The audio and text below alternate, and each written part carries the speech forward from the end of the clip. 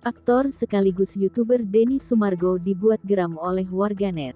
Pasalnya, warganet tersebut menuding podcast milik Denny Sumargo kerap membuat celaka. Dari penelusuran Tribun News, warganet itu mengomentari salah satu postingan Reels Denny Sumargo. Reels tersebut merupakan endorse brand minuman lokal yang dibawakan dengan video parodi.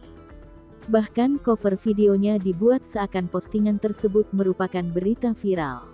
Pada caption Reels, suami Olivia Alan menuliskan, "Kejadian tadi pagi, sore udah viral." Bukannya mengomentari isi unggahan, akun Instagram @me justru mengkritik konten Denny Sumargo. Akun @me menyebut pertanyaan Denny dalam podcastnya kerap tidak realistis dan membuat celaka. Ia juga menuding Denny Sumargo hanya mengejar viewers untuk keuntungannya semata. "Bang, kalau bikin podcast jangan mengajukan pertanyaan yang nggak mungkin dijawab. Aneh-aneh saja di podcast sama Pak RK nanya pilih istri apa anak, dari dulu podcastmu selalu bikin orang celaka del. Pertanyaan yang realistis saja, jangan ngejar viewers banyak tapi malah pertanyaanmu bikin jadi doa jelek buat yang ditanya.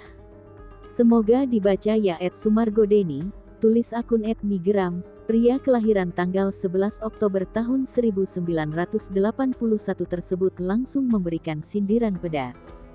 Tak hanya membaca komentar dari akun @me, Denny juga mengunggahnya ke Instagram Story, Kamis, tanggal 2 Juni tahun 2022.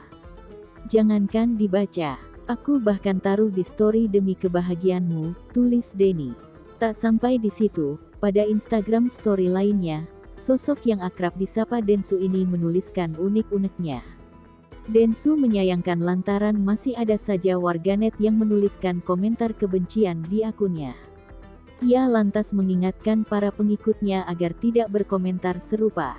Menurut Densu, daripada memberikan komentar-komentar jahat, lebih baik turut mendoakan. Ada satu bapak dan keluarganya yang sedang sedih, khawatir, lelah dan mungkin mulai putus asa, berjuang demi mengharapkan titik terang dari pencarian berhari-hari.